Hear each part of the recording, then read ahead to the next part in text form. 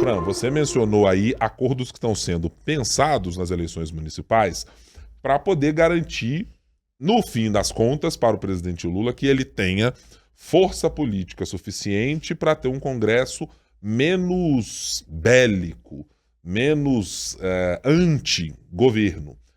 Para Jair Bolsonaro, é um cenário de conseguir o máximo de prefeituras possíveis, de vereadores, de apoios partidários, de costuras, para que os interesses dele e do seu grupo sejam, primeiro, representados no Congresso, com as pautas anti-STF, com a anistia a golpistas de 8 de janeiro, um monte de coisa que está lá no meio da conversa.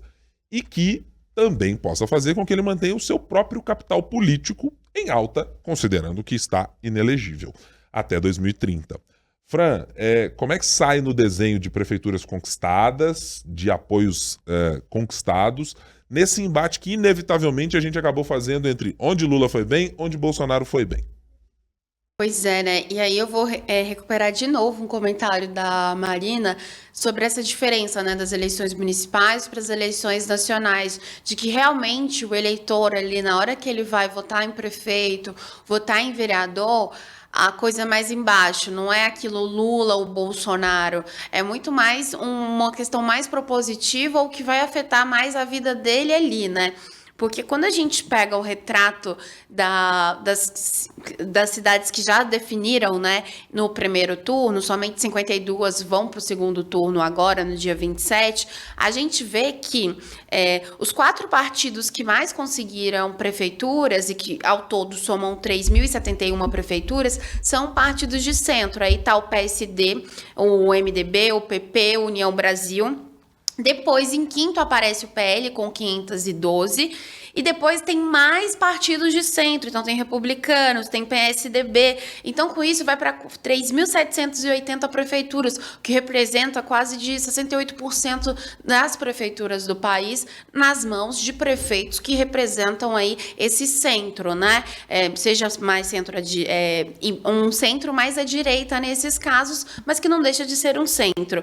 E aí, quando você pega o PT, por exemplo, nesse primeiro turno, ficou lá em 9º lugar, com apenas 248 municípios conquistados. Então, a gente, e olhando esse resultado, fazendo um raio-x agora, e muito levando em conta que só 52 prefeituras vão ser decididas nesse segundo turno, a gente vê, pensando já em 2026, porque o cálculo político sempre é esse, né? Por isso que os deputados federais, os senadores saem daqui de Brasília para focar nas suas bases, porque é o que importa para eles lá em 2026, mostra que o governo Lula vai continuar tendo que fazer esse governo de coalizão, esse governo em que, querendo ou não, vai ter esse toma lá da cá, querendo ou não, vai ter briga de emenda impositiva, enfim, de execução obrigatória, né, que é nesse caso, e vários pontos, porque é o quadro que se desenhou hoje em 2024.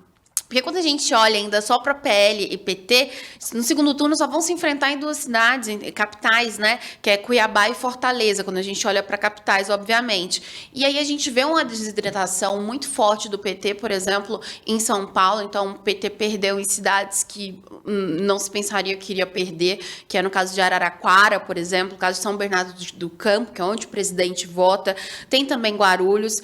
E, por outro lado, o que a gente viu também do PL foi um Valdemar da Costa Neto que orquestrou bem essas prefeituras, mas quando a gente, essa conquista, mas ficou muito abaixo do que ele chegou a falar em 1.500, né? O PSD conquistou quantas? 882, então assim, passou longe ali até do PSD, né? Então, o que a gente vê também, quando olha para isso, é como essas lideranças políticas, aí pensando em Lula e Bolsonaro, durante esse primeiro turno, eles fizeram o que eles quiseram, né? Então, assim, uma das queixas, inclusive internas do PL, é que essa decisão de Moraes, que evita, né, o contato entre Valdemar e Bolsonaro, por exemplo, até atrapalhou os planos do PL, porque sem Valdemar e Bolsonaro conversando, eles falam que somente o Valdemar conseguiria convencer Bolsonaro a ir em algumas cidades para participar de palanques e tudo mais. Então, o que a gente viu foi 2 líderes políticos que também entendem que a rejeição aos seus candidatos, a candidatos que vão apoiar, também entra nesse cálculo. Mas, assim, esse resultado aí voltando um pouquinho do que eu tinha falado, ele mira totalmente um 2026, mira também a presidência da Câmara de 2025, porque o que a gente vê é um centrão forte, um centrão que está mais guinado também à direita, então isso, inclusive, é uma das preocupações do PT, e o PT com risco de, inclusive, perder aí, Lula, né, perder tanto candidatos do PT ou aliados em praças importantes. Aí, por exemplo, a gente pode falar de Belo Horizonte com o Fuad e falar também de São Paulo com Guilherme Boulos. Então, é um cálculo político, inclusive o PT, a conversa interna no PT é de que esse ano foi, então vamos ressuscitar, vamos ver o que vai fazer daqui para frente. Então, realmente, assim, eleições municipais é uma outra conversa, mas isso mostra também que tem um prazo de validade aí para esses líderes políticos, né? Então, Lula, será que ele vai tentar a reeleição em 2026? Bolsonaro,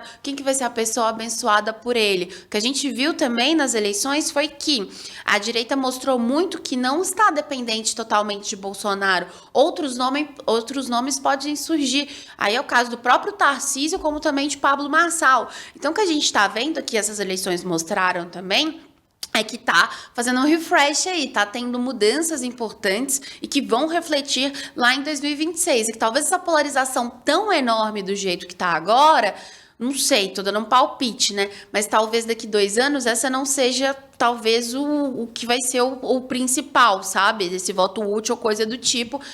Enfim, mas o que mostra que o primeiro turno mostrou é que o Centrão vem com tudo, e tanto é que ontem também já deu recados para o STF.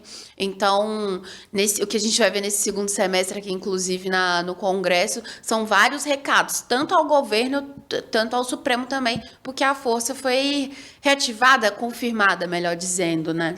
Acho que os resultados do PT e do PL, e primeiro que eu faço uma consideração, que eu acho que nem todos os resultados que a gente atribuir nas disputas desses partidos podem ser atribuídas diretamente a Lula ou a Bolsonaro. Porque tem cidades que, por mais que seja um candidato do PT, a participação do presidente ou ela foi nula, ou ela foi tão marginal que você dizer assim, pô, é uma derrota do Lula efetivamente, ou do Bolsonaro naquele município, ele não reflete exatamente o empenho partidário dele ter entrado numa campanha, subido em palanque, feito coisas assim. Mas assim, para efeito cognitivo de desenharmos alianças políticas e o tamanho das legendas, eu concordo sim que a gente vai colocar essa chave.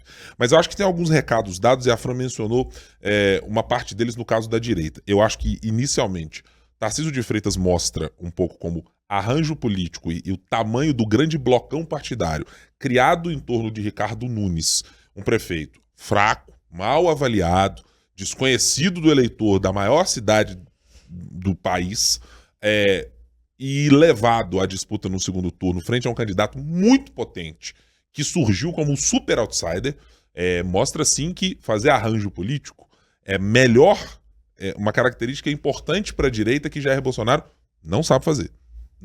Sempre importante lembrar, nunca foi o parlamentar capaz de criar o próprio partido ou de conseguir amplas alianças costuradas por ele.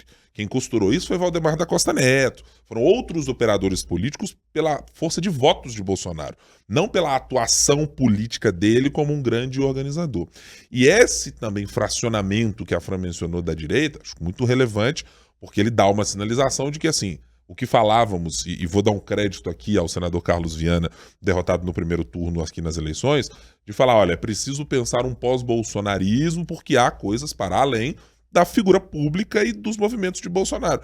E sempre que o interpretamos como alguém que aglutinou movimentos de ordens diferentes, do agro, da religião protestante, de pautas conservadoras, de coisas de defesa da família, de sexualidade ou coisas assim, a gente sempre percebeu, assim, são pautas que elas não são necessariamente umbilicalmente ligadas para o resto da vida. Há grupos diferentes atuando ali. O agro não tem necessariamente uma discussão ideológica para fazer, está preocupado com algumas outras coisas.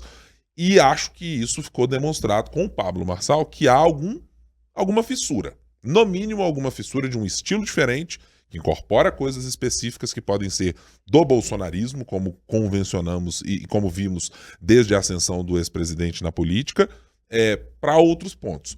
Eu acho que no caso do PT, o caso de Belo Horizonte tem um ponto que me chama muita atenção. O PT conseguiu fazer uma bancada nas últimas eleições presidenciais de muitos parlamentares mais velhos. aqueles parlamentares já experimentados. Então, você olha para a bancada de Minas, está lá Rogério Correia, Odair Cunha, Reginaldo Lopes, e outros que são, digamos, de uma velha guarda. Os prefeitos reeleitas nessa eleição são de uma velha guarda. Mas Belo Horizonte tem um nome que indica que o PT não parece ter feito um movimento dessa natureza, parece muito mais um empenho individual de ter uma figura como Pedro Rousseff eleito como vereador com a votação expressiva que teve. Ele me parece ser um indicativo de oxigenação para um partido que está apanhando nas capitais com dificuldades, mesmo tendo uma figura do tamanho do presidente Lula, mas que tem alguém que está mais antenado com redes sociais, que está mais pronto para um embate direto com o campo conservador, com os bolsonaristas, com esses parlamentares mais novos, né? Eu estou falando aqui do vereador mais votado da história de Belo Horizonte. Me parece muito claro que esses dois vão ter um confronto direto. Mas antes dessa eleição, o PT parecia ser um partido que não estava pronto para fazer um embate com uma paridade de armas.